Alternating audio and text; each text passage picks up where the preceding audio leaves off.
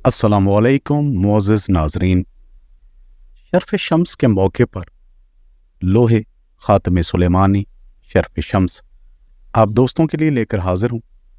मुकम्मल तरीक़ाकार इस वीडियो में आप दोस्तों को बताऊँगा ताकि आप इस लोह की खैर व बरकत से फैज़याब हो सकें। सबसे पहले हम डालेंगे नज़र ज़ायचे के 5वें घर पर, जिसका हाकम शम्स है।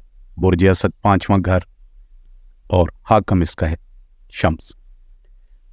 5वें घर की मंसूबात की अगर हम बात करें तो इसे बैतुल औलाद भी कहते हैं। बादशाह उमरा, सरकारी ऑफिसर, खूंखार जंगली जानवर और इनके रहने की जगह, तफरीगाहें, जंगलात, महल, सोना और सोने से बनी हुई अशिया, सर्कस, थिएटर, आर्टिस्ट, सोने का काम करने वाले, थिएटर से मुतल्लिक लोग, सट्टेबाज, गैर शादीशुदा अफराद वगैरह, बच्चे, इनकी सेहत, तादाद हमल, प्यार मोहब्बत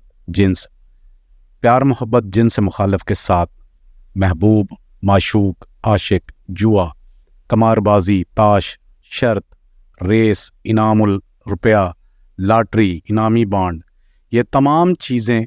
इसके अलावा सैर व तफरी, सिनेमा बीनी, क्लब, नाच गाना, खेल कूद, उस्ताद, मरीद, शागिर्द, नतीजे इम्तिहान, स्कूल, आर्ट और ड्रामा, थिएटर, कुव्वत तख्लीक, ये तमाम ही चीज़ें 5वें ज़ायचे के 5वें घर से देखा जाता है।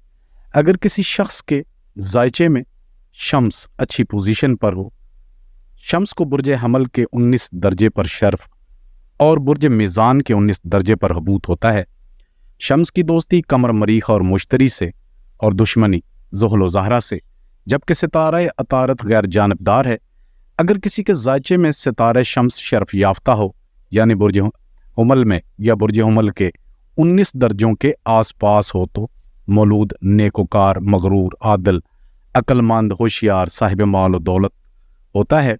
दोस्तों का वफादार हो, हर काम में कामयाब हो, आला अहदे पर फाइज हो, हुकाम वक्त से ख़ास ताल्लुकात पैदा करते हैं। जिस काम में हाथ डालेंगे कामयाब होंगे। दोस्तों का हल्का बहुत वसी होता है। ऐसे लोगों का हर काम को बड़ी दानाई और होशियारमंदी से सरंजाम दे। बहुत नेक नाम और जीज़त हो, होशियार, अक्ल दाना और साहिब रवाब होगा। हर तरफ इज़्ज़त हो, तौकीर हासिल हो, रिश्तेदारों में नुमाया मकाम हासिल होगा। शायरी, इल्म मौसीकी और मनाज़ कुदरत से ऐसे लोगों को बहुत रग़बत होता है। दानिशमंद, साहिब जायदाद, पुख्ता इरादे के मालिक होते हैं, जिनके भी ज़ायचे में शम्स अच्छी पोजीशन पर वाक़या हो। अब इसके बिल्कुल अपोजिट है कि अगर किसी शख्स के ज़ायचे में शम्स जो है वो नहस हो, तो फिर क्या हालात होंगे। ज़ायचे में नहस हालत में हो, अबूत में हो, दुश्मन के घर में हो, बुर्ज मीज़ान या दलू में हो, तो सितारा शम्स के दौरे अकबर में लड़ाई झगड़ा पैदा हो, फजूल खर्ची हो, आग से ख़तरा पैदा होता है। ज़ौजा औलाद से जुदाई पैदा करता है, भाइयों के साथ झगड़ा पैदा हो, तबीयत में गुस्सा पैदा करता है, बीमारी का खौफ हो, चोरी का खदशा हो, इज़्ज़त व मर्तबे में तंज़लील आता है, हुकूमत से सज़ा या खौफ, कैद, हक वक्त से मुखालफत, फसाद, बाप को नुकसान, ख़ानदानी फसाद, झगड़े, जिस्मानी सेहत मुतासर, आँख व दिल के अमराज हों, बुखार से तकलीफ़ मिले, हादसा, ख़तरा माल व दौलत पैदा हो, अमाल बद सरजद हों, इंसान को लालची, खुदगर्ज, कंजूस, गैर ज़िम्मेदार बनाता है। यानी कि आप साफ कह सकते हैं कि अगर ज़ायचे में नहस पोजीशन हो शम्स की, तो फिर ये चीज़ें किसी की भी शख्सियत में देखने को मिलती हैं। और अगर शम्स से रिलेटेड अमराज की बात करें तो गलबा सुफरा, अमराज जिगर, दिल, दिमाग, सरसाम, बेहोशी, यरकान, दर्द गलूं, दर्द चशम, दर्द सर, इख्तलाज कलब, परेशानी दिमाग, तप सफरवी, कमी बाल, जिसे गंजापन भी कहते हैं, ज़ुकाम, इन लोगों को इस लोह से फ़ायदा होगा। जिन लोगों के ऑलरेडी शम्स ज़ायचे में अच्छी पोजीशन में है, उनको तो ऑलरेडी इसका बेहतरीन बेनिफिट मिलेगा।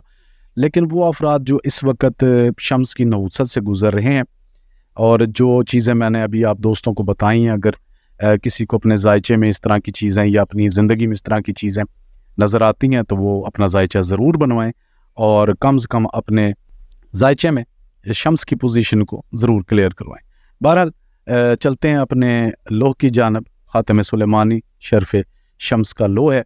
یوں تو عملین جعفر نے بہت سے قواعد اس کے مرتب کیے ہیں، جیسے کہ رموز جعفر میں کاش البرنی صاحب کے ایک بڑا مشہور و معروف لوح شمس موجود ہے، اور اس کا طریقہ کار بھی بہت پیچیدہ ہے، بہت طویل ہے۔